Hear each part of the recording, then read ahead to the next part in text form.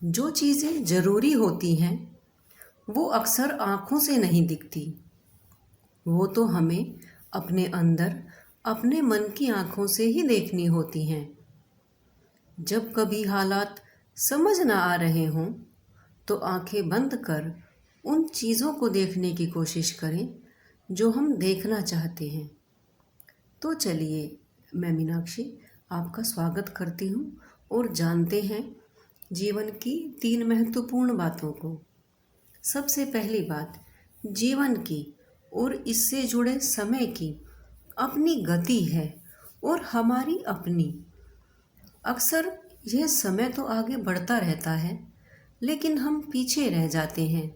हम बीते समय की खट्टी मीठी कई दफ़ा दुख देने वाली यादों में ही अटके रहते हैं। हमारी और समय की गति में जितना अंतर बढ़ता जाता है हमारी परेशानियां भी उतना ही बढ़ने लगती हैं।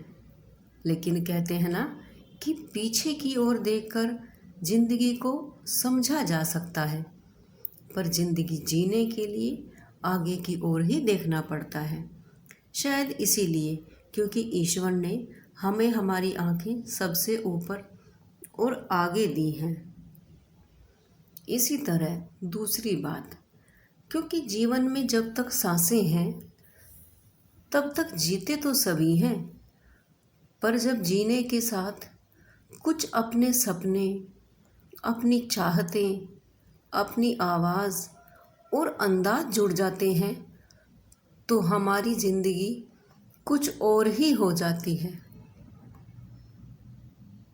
फिर उस ज़िंदगी में किसी और की नहीं, हमारी अपनी झलक होती है।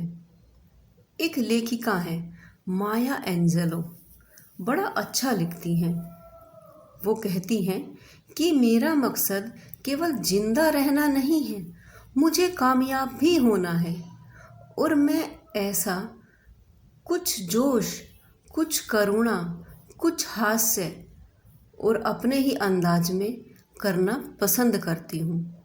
तो इसीलिए हमें भी लगभग ऐसा ही जीवन जीना चाहिए जिसमें हमारी खुद की छाप हो। और तीसरी बात, अपनी चाहतों को पूरा करने के लिए कोशिशें तो करनी ही होंगी, लेकिन केवल एक ही चीज़ को पाने के लिए बेचैन बने रहना ठीक नहीं। संतुलन तो बनाकर रखना ही होता है। अपने मन को समझाकर आगे बढ़ना होता है। फिर कई बार सब कुछ करने के बाद भी हाथ खाली रह जाते हैं।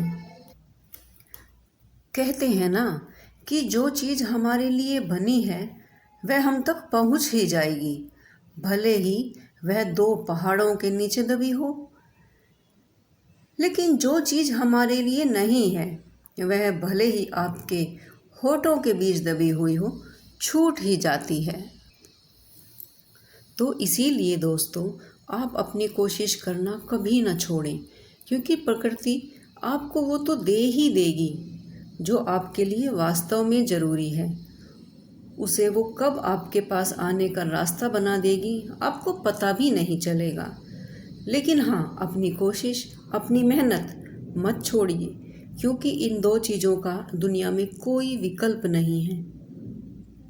तो चलिए, खुश रहिए, व्यस्त रहिए और स्वस्थ रहिए।